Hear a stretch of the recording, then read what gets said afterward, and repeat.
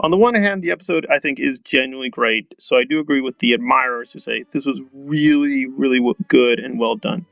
However, even though it actually confirms a lot of my suspicions and it disproves some of the maniac or stupid criticisms of Loki that it destroyed everything, it's destroyed free will, blah, blah, blah. This is continuing evidence that that was never the case and people just weren't paying attention. Still, I'm going to give it a generous score of 8.25. I think that's fair. I do think it's very well done. For the most part, the plot does make sense in terms of the world building.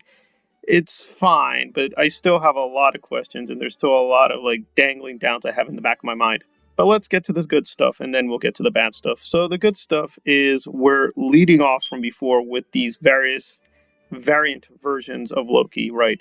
Young Loki, classical Loki, etc., etc. And we even get finally President Loki, who was being teased in the marketing, and we were wondering what that was all about. And the MCU has sometimes teased stuff that they never show, like Hulk was supposed to be in Infinity War. He really wasn't after the beginning. We've been burned before, so here it was finally good that it did not lie to us and that there was indeed President Loki. Even if it was fairly brief, they did do it. There's a lot of like, are they really going to do it? They do finally pull the trigger on a few things, so that was at least encouraging. And we see further development with Mobius, with Sylvie, Lady Loki, and progression in terms of how the TVA looks at itself. So they do seem to be now aware that not everything they were doing was what they thought it was. They finally at least did that. So we are pushing the ball. But again, this is near the end of the series, so this feels like this should have been done a lot earlier. And I do think the cosmic threat that they just make up is a little bit contrived. Yeah, there's a lot of questions here about whether the plot contrivances really destroy the story. If I'm going to be consistent, I would say something like an Infinity War that had way too many, like hundreds and hundreds upon contrivances built on one another, making the story almost non-existent. It's just really, really stupid and silly. The stones don't make any sense. They're just Laffy Taffy. By that standard, Loki's pretty good. I mean, we do see some limitations, right? There's certain sacrifices that have to be made for the story to progress. It is a bit of a disappointment that they didn't stick to Mobius being killed, because that was a very emotive moment. But I'm glad he's back, but it is kind of like, I think they could have done a better job of giving us the void, as they call it, in terms of where we're seeing this weird post-apocalyptic pocket dimension. But again, if you follow the comics, they have often done this. So if I'm going to complain that they're not keeping those comics, this is very Marvel comic-y.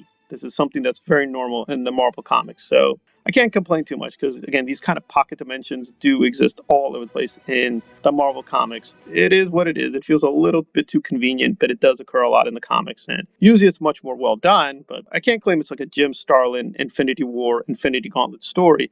Still, I do think for its own context and within the boundaries, characters make a lot of sense. For the most part, their actions make sense. And the general ambiance, the music, the special effects were very well done. Again, given the limitations of the budget, limitations on time, this is fairly well done.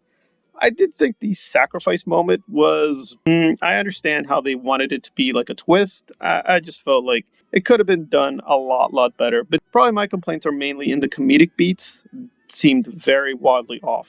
Some parts were very well done, of course, with the alligator Loki. That was very amusing. But I thought the comedy actually did not mesh well for the most part with the story. It only worked in a few places, so that really dragged down the story. Also, again, the way Lady Loki and our Loki are building their relationship still seems a little bit forced to me. It just seems like, given that this is a Loki, she's being a little bit not ruthless enough, and that just felt really bizarre. And her doing the leap of faith of killing herself and ending up in the void at the very beginning, so it's not a spoiler. They do this right away. That felt like a really big leap, and I'm like, really? That just, I don't know, that didn't sit well with me. So there's various points where the characters don't make sense. So if I'm going to be consistent, it's not as bad as Infinity War or Endgame, but there are a lot of leaps you've got to make with the characters. I think for the most part, the performances can persuade you that it makes sense, but it did feel really out there at certain points. So again, a pretty good episode, but still some things, the comedy didn't quite work out. Some of the story logic is still a little bit question mark. And I get it, it's the MCU. They're going to go for really silly stuff over